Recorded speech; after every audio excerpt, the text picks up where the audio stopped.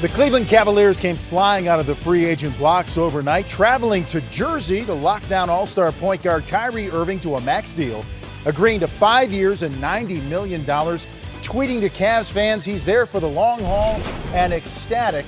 The deal becomes official on July 10th. And what a way to celebrate day one of free agency. July is here, and so is free agent fever. Welcome to Game Time alongside Wizards broadcaster and NBA TV contributor Ron Thompson and former NBA player and NBA head coach Vinny Del Negro. So there was no way that they were going to let the Cavaliers let the face of the franchise walk away again, were they? Well, it made sense. You know, when you look at the state of flux that they've been in as of late, they've had a huge coaching carousel, a lot of guys in and out. Kyrie was an all-star, MVP of the all-star game. It just made sense to establish some kind of stability. And we're not talking about a bad point guard either, Vinny. He's an all-star point guard. He's the face of your franchise. And it's $90 million. So let's get right to it. I mean, the bottom line is he deserves it. He's a young point guard who can do a lot of things off the dribble. He can score, but he's going to be their leader, and he's going to have to step his game up a little bit too. He's got to stay healthy, but he's going to be their catalyst for a long time.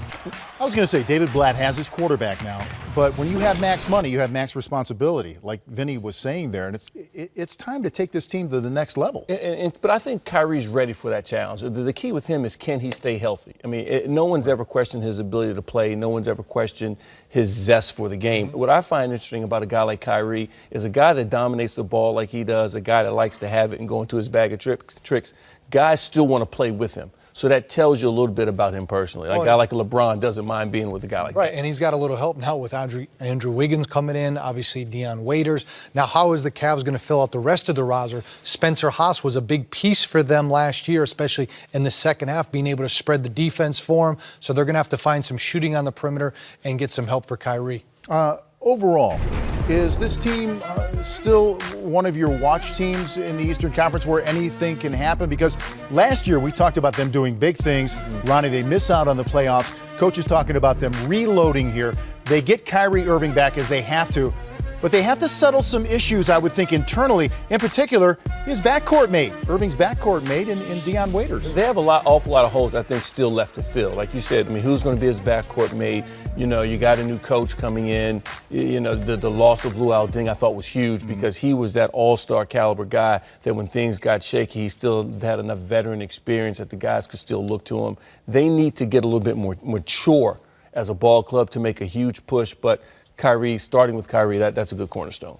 Luol Deng, they gave up a lot to get him, unrestricted free agent. C.J. Miles was injured last year, really stretched the defense for him.